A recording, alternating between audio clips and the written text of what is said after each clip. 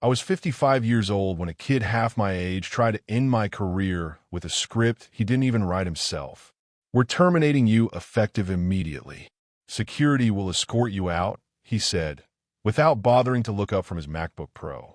His voice was steady, but his hands were trembling just enough to betray how new he was to this kind of power. His name was Bradley Patterson Jr. Fresh haircut, expensive MBA, new office smell, still clinging to him. The ink on his promotion papers was barely dry, and here he was firing the man who taught him how to read financial statements. No handshake, no explanation. Just a stiff HR rep standing behind him like she wasn't sure whether she was witnessing a termination or a train accident. I didn't argue. I'd been in logistics for 28 years and the Navy 6 years before that. You learn calm. You learn how to stand up without shaking. I took a breath, adjusted my jacket, and handed him my badge. He thought he had won. All I said was, "Tell your father the board meeting in 3 hours should be interesting." And I walked out, past the HR rep, past the confused security guard, past the giant framed photo in the lobby, the one showing the founding team of Anchor Point Logistics back in 1996. A photo where I was standing right next to his father, Bradley Sr. If you think that's already messy, buckle in, because the next 3 hours flipped the entire company upside down.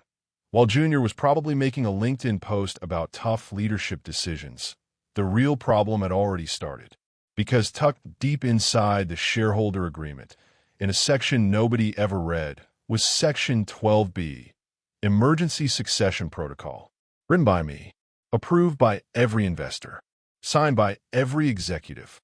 And it said, if a non-equity executive fires a founding team member without board approval, all executive authority is immediately suspended and control returns to the majority shareholder. What Junior didn't know, I was the majority shareholder. Not on the website, not in any brochure, but legally, officially, unquestionably. I held 72% of the company. And the moment he fired me, he activated the one clause designed specifically to prevent idiots like him from destroying the company. By the time he finished celebrating, I had already sent certified activation notices to all board members, all investors, all attorneys tied to the company, and Bradley Sr.'s general counsel. I didn't build my power publicly. I built it quietly, patiently, 1% at a time. When Anchor Point began, it was just 3 folding tables, 1 whiteboard, and a founding team that thought ambition could replace structure. While they chased ideas, I built the backbone. Contracts, compliance, operations, audits, systems. They gave me titles. I refused. They offered corner offices. I passed. I asked for equity instead. 0.5% here, 1% there. Stock options over bonuses. Shares instead of promotions. The CFO went through a divorce. I bought his 15% at a discount. Bradley Sr.'s brother tried to sue us. I took his remaining 22% in exchange for silence and an NDA. Nobody noticed because nobody expected the quiet guy to become the owner. But I wasn't playing checkers with them. I was building the table they were playing on point 3 hours after firing me. Junior was probably celebrating with champagne in his new office. He had no idea the board was already holding my documentation, my activation letter, my timestamps, my shareholder ledger, my notarized certificates, his termination memo with typos included. While he typed emails about exciting restructuring, board members were canceling golf games and emergency dialing their lawyers. Somewhere around that time, his father, Bradley Sr., got a call on the golf course. Get to headquarters. Now. He rushed there still wearing golf cleats. When he heard what his son did, he went pale. He doesn't have termination authority, he said. The attorney replied, no. And because of that, Section 12B is active. Bradley Sr. sat down like someone had taken the ground from under him. Exactly 3 p.m., I walked back into the company. Same lobby, same elevator, different energy. Security nodded. Reception smiled. Everyone knew what was happening. When I entered the boardroom, every member was already seated. A nameplate waited at the head of the table. Charles Patterson, majority shareholder. 5 minutes later, Junior stormed in. What's going on? I'm the CEO. I looked at him calmly. No, you were the CEO. Your authority was derivative, and you triggered a clause you never read. He stared at me like he'd been hit. The board chair called the vote. All in favor of rescinding Bradley Patterson Jr.'s appointment as CEO? Hands went up, all 8 of them, including his father's. 8-0. Unanimous. Junior's voice cracked. Dad, his father didn't look at him. This is bigger than family, he whispered. The board chair spoke the final line. Bradley Patterson Jr. is hereby removed as CEO, effective immediately. It was over. Junior was escorted out of the building, the same way he tried to escort me out just hours earlier. Except my exit was temporary. His was permanent. By 4:30 p.m., I was sitting in my old office, now reinstated, cleaned, and waiting for me. The nameplate returned. Charles Patterson, Chairman and CEO. Bradley Sr. stayed on, but under me now. He understood. He thanked me privately. I let family cloud my judgment. You saved the company. No big speeches. No dramatic announcements. Just operations back on track under someone who actually knew what he was doing. Clients happy. Warehouses stable. Drivers supported. Company safe. Because leadership isn't inherited. It's earned. And sometimes the person you underestimate is the one holding the entire structure together. Junior learned the hardest lesson. You can fire an employee. You can't fire the foundation. When the boardroom emptied out and the echoes of the votes still hung in the air, I didn't move right away. I sat there, hands folded, listening to the faint hum of the HVAC system overhead. You'd be surprised how loud silence becomes when authority shifts. It settles into the walls, the carpet, the glass. The building itself feels different. Lighter almost. Harold was the last to leave. He paused beside me, resting a hand on the back of the chair. You did the right thing, Chuck, he said quietly. Someone had to steer the ship back on course. It should have never drifted, I replied. He nodded, sighed, and left. When the door clicked shut, the room went still again, and for a moment I let myself feel the weight of it all. 28 years. 28 years of late nights, mergers, acquisitions, fires, disasters, budgets, lawsuits, expansions, and then today's circus. Corporate life doesn't throw punches, it throws paperwork. But paperwork can hit harder than any fist. I gathered the documents into a neat stack, slipped them into my briefcase, and stepped out into the hall. The air felt different. Someone down the corridor whispered, "He's back," like a returning king or a resurrected myth. I didn't acknowledge it, but I heard it. You always hear it. I made my way to my office. My real office. The one I bled for. The plaque on the door gleamed like it had been polished just minutes ago. Charles Chuck Patterson, Chairman and Chief Executive Officer. I rested my hand over the nameplate for a moment.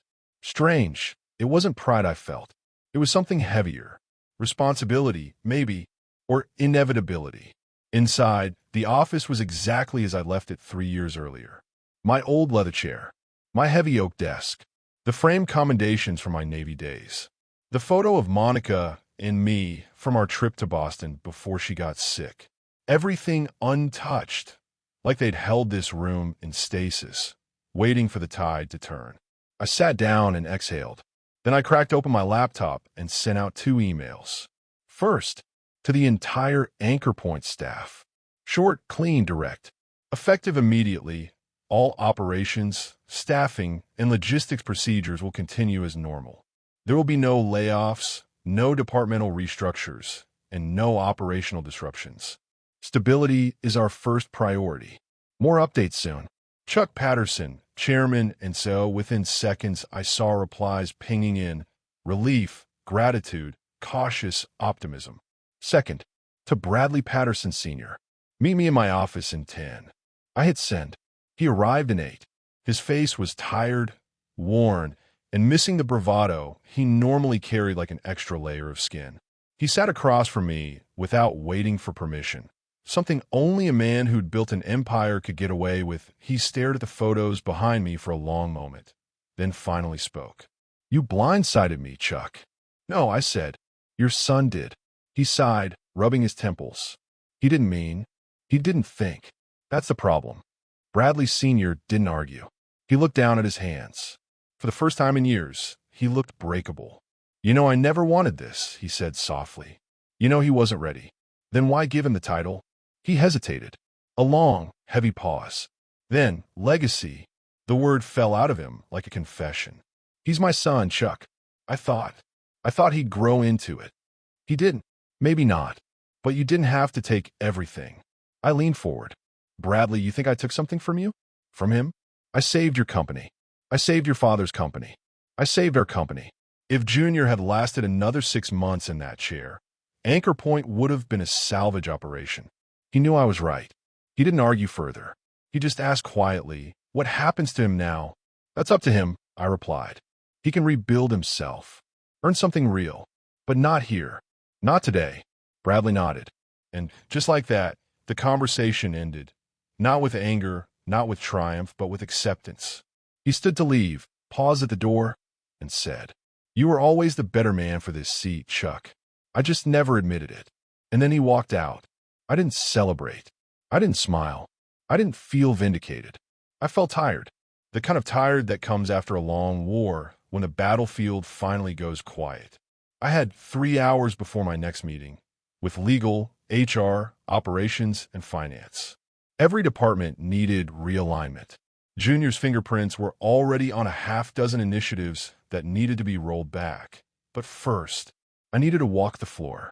Real executives, the real ones, don't rule from glass offices. They walk the ground. So I rode the elevator to the warehouse level. The moment the doors opened, conversations hushed. Forklifts slowed. A few of the drivers straightened up like the admiral had just arrived. "Is it true?" One of the older guys, Ray, asked. "You're back." "Never left," I replied. A few chuckles broke the tension. I walked through aisles of pallets stacked floor to ceiling, past sorting stations, scanning hubs, route boards, all the heartbeat of Anchor Point. This was the real company, not the boardroom, not the offices. This.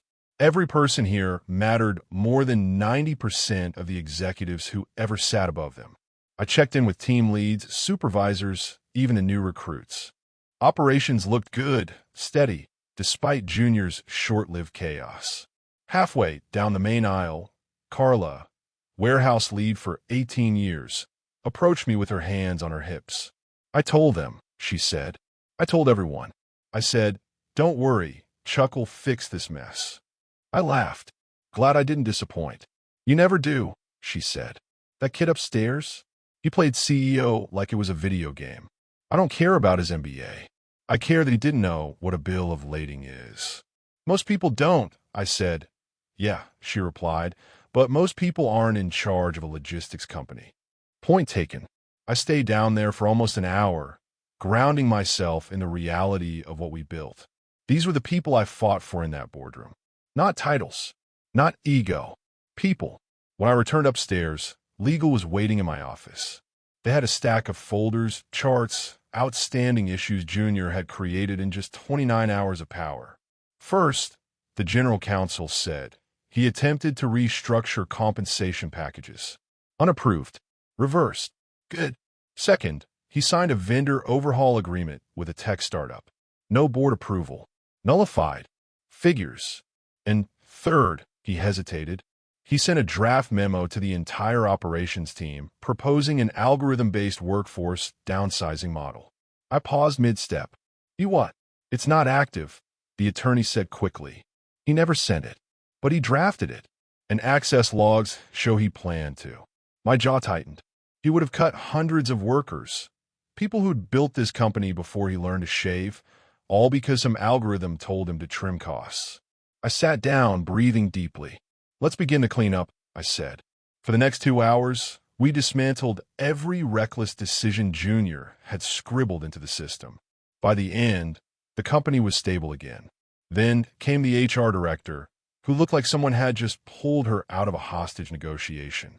"Mr. Patterson," she said quietly, "I want to apologize." "For what?" "For participating in this morning. It didn't feel right." But he insisted. "I know," I said, "and I'm not holding it against you." She looked relieved enough to faint. "Thank you," she whispered. Truly. After she left, I glanced at the clock. 5:12 p.m. Almost closing time. The building was settling into evening quiet. The hum of printers slowing, lights dimming, footsteps thinning. And then came a knock. Soft, hesitant. "Come in," I said. The door opened slowly, and there he was. Bradley Patterson, Jr., still in his designer suit, though his tie hung loose and his hair was no longer perfect. His face looked younger without the arrogance, or maybe just lost. "Can I talk to you?" he asked. I motioned for him to sit. He didn't. He stood there, shifting uncomfortably. "I didn't know," he said finally. "About Section 12B. About your shares. About any of it." "That's the problem," I replied. "You didn't know. You didn't ask. You didn't try." He swallowed hard. "My dad always said the company was supposed to be ours. The family's." "It is the family's," I said. "Just not yours alone." He looked at me, cheeks red with embarrassment, pride bruised and bleeding. "I'm sorry," he whispered. "It wasn't much. But it was something." "Junior," I said, standing. "You're smart. You are. But you're inexperienced. And you walked into this job like you'd already earned it, instead of learning it. I thought that was what leaders do." "No," I said. "That's what children do." He closed his eyes, stung. Then, in a shaky voice, "What do I do now?" I took a breath. "Fix your reputation. Get a job somewhere else. Work your way up. Learn humility. Learn people. And someday, maybe you'll earn a seat like this." He nodded slowly. "Can I come back one day?" he asked. "Maybe," I said. "If you understand that leadership isn't inherited. It's proven." For the first time since I'd known him, he genuinely listened. He left quietly. No threats, no posturing. Just a young man whose world had cracked. Maybe for the better. When the building finally emptied and the sunset cast long shadows across my office, I stood by the window overlooking the city. Chicago gleamed. Beautiful. Ruthless. Honest. Anchor Point Logistics stood tall, not because of inheritance, not because of nepotism, but because of work. Real work.